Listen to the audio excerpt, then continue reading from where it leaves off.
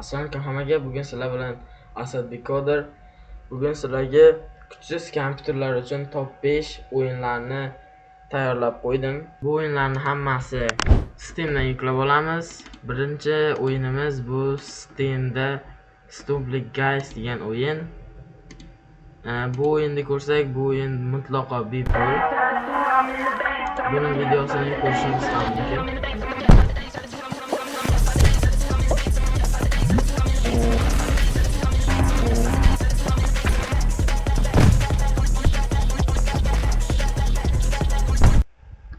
Do'stlar, birinchi o'yinimizni ko'rdik.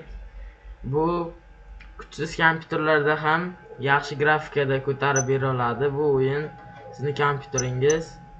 Buni ko'rsak, System Requirements'da, ya'ni qanaqa sistemadagi qanaqa xarakteristikada kompyuterlar ko'tara oladi.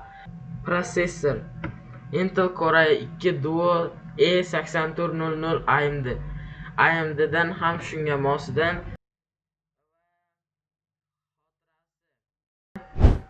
Ikkinchi o'yinimiz bizda bu On Turnet.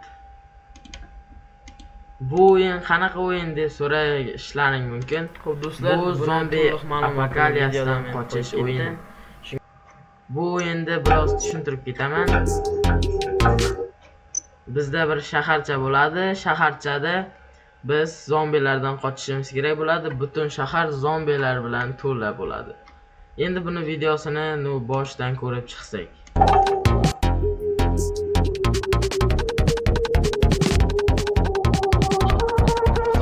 Bir eslatma, bu o'yinda butun shaharcha zombi apokalipsiga uchragan bo'ladi. Bitta o'zingiz zombi bo'lmagan bo'lasiz. Butun shaharda hamma zombi bo'lgan bo'ladi. Videoni davom ettiramiz.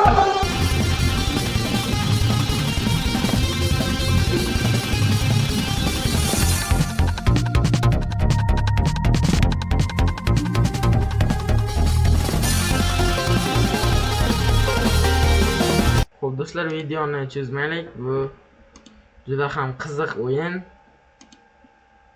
Buni Steamdan yuklab olsangiz bo'ladi. Bu faqat shaharda aylanish emas, balki mashinlar va bu yerda otishmalar qilsangiz bo'ladi. Bu yerda siz bombalar qo'ysangiz bo'ladi, mashinangiz bo'ladi, mashinalarga chiqsangiz bo'ladi. Vertolyotda uchishingiz ham mumkin.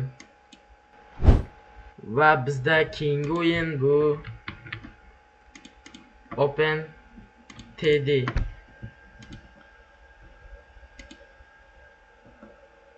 Bu o'yin bizda demo versiyasi tekin. Buni demo versiyasi ham juda zo'r o'yin. Bunda asosan poyezdda yuk tashiladi. Xo'p do'stlar, buni o'rnatish mutlaqo tekin. Va bunga qanaqa xotira kerak desangiz, Windows 7 bo'lsa bemalol ko'tara oladi. Protsessor 1 GHz. Menimcha ko'p kompyuterlarda bu narsa bor. Tezkor xotirasi 1 GB RAM, grafikasi GLA 3.1+, xotirasi 128 MB. Xo'p do'stlar, bunga video kartaning keragi yo'q. Ko'rishingiz mumkin, bu oddiy o'yin, lekin bunda video karta ishlatilmaydi. Xo'p do'stlar, videosini ko'rib o'tamiz.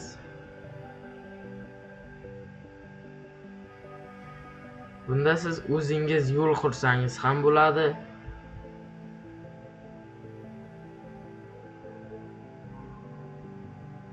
Bu asosan algoritm o'yinlarga o'xshab ketadi. Chunki bu yerda muammolarni tuzatasiz, poyezdlarning yo'llarini to'g'rilaysiz.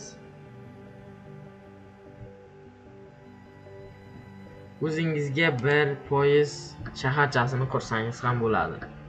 Bu do'stlar, cho'zib o'tirmaylik. Keyingi o'yinga o'tamiz. Keyingi o'yin Trackmania Mutations.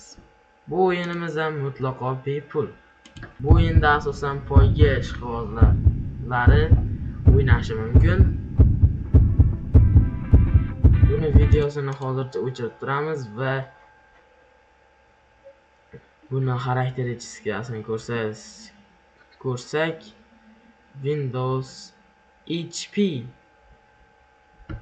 Windows 2000 bu old Windowslarga ham tushib ketadi bu, ya'ni bunda tezkor xotirasi ham uncha katta bo'lishi shart emas. Bu o'yin bemalol 1 GB RAM bo'lgan kompyuterlarga ham tushaveradi. Video kartasi bo'lmasa ham bu o'yinda grafikasi uncha zo'r emas, chunki o'yin shunga moslashgan. Bunda sizning kompyuteringiz qotib qolmaydi. Kompyuterga katta zagruzka tushmaydi. Lekin maza qilib o'ynasangiz bo'ladi.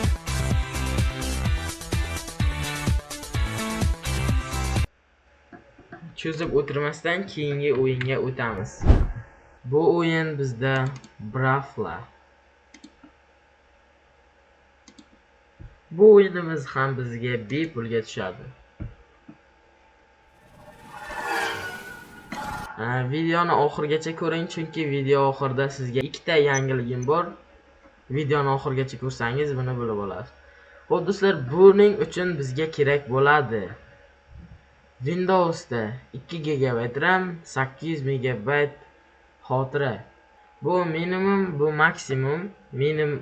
Memory xotirasi, ya'ni tezligi, bu tezkor xotira 4 GB, internet orqali 2 GB xotira bo'lishi kerak, asosiy xotira. Xo'p do'stlar, bizda OS tizimida OS 10.07 2 GB RAM, xuddi shunday, va OS 11.5 4 GB RAM, broadband internet, ya'ni internet orqali 2 GB RAM. Xo'p do'stlar, bizda 5 ta o'yinimiz tugadi, lekin men faqat brauzerda ishlay oladigan, brauzerni o'zida o'ynay oladigan 2 ta o'yin ko'rsataman.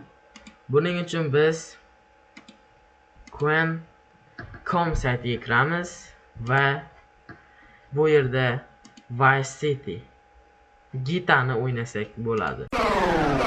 Hey motherfucker, the code of the streets is that I don't snitch. You an asshole to the end. Punk motherfucker.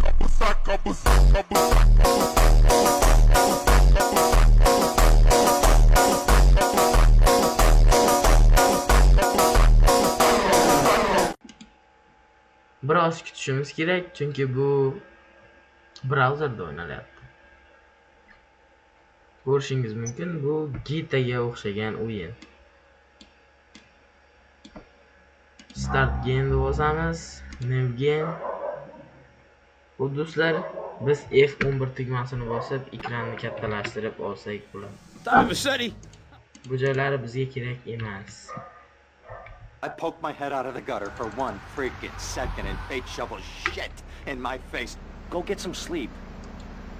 What are you gonna do? Ekranni katta qilib Drop by your office o'ynab ham tomorrow and start ko'rsatishim sorting this mess mumkin. out.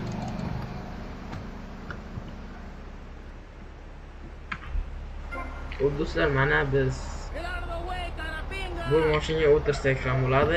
F tugmasini bossak mashinaga o'tiramiz. Bu eng birinchi chiqqan GTA'lardan biri. Buni biz bemalol brauzerni o'zida ham o'ynasak bo'ladi.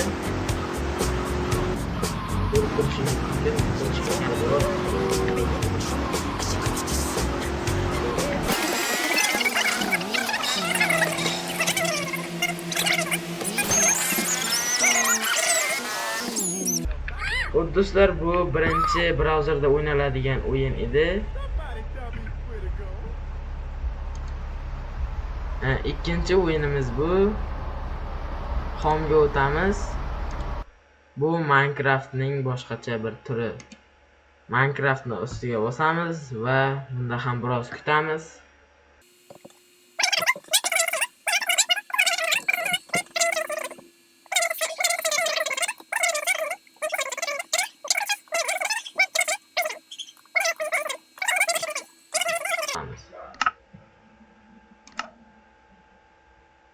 Do'stlar, biz xohlagan nomimizni qo'ysak bo'ladi. Misol uchun Asadbek Coder.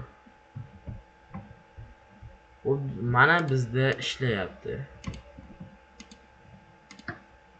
Biz xohlagan personajimizga kirib, biz buni do'stlarimiz bilan ham o'ynasak bo'lar ekan. Lekin bizda hozir o'zimiz o'ynaymiz. Kiramiz. Create new world.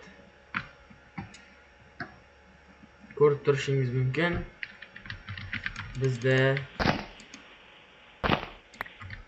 Minecraft o'ynasak bo'ladi.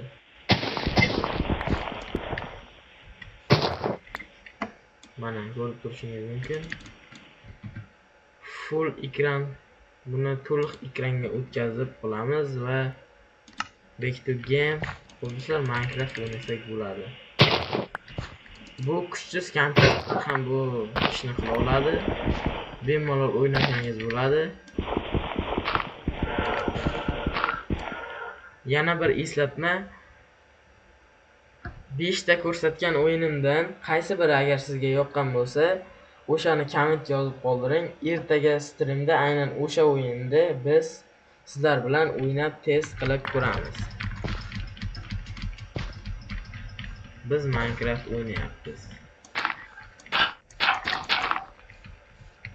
Bu yerda uy ham qurishimiz mumkin, lekin vaqt yetishi mumkin.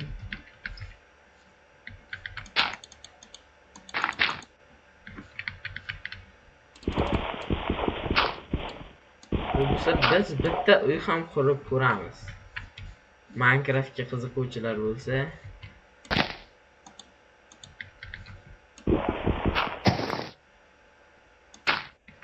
men yaxshi uy qura olmayman.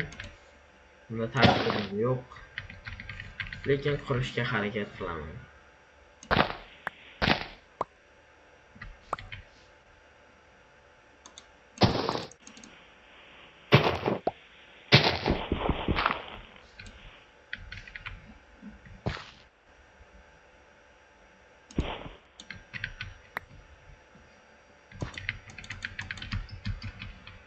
Biz chiqarib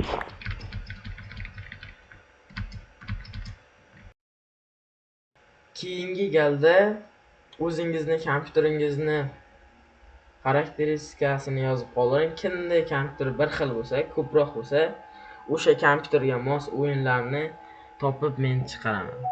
Hammaga rahmat, sog' bo'ling.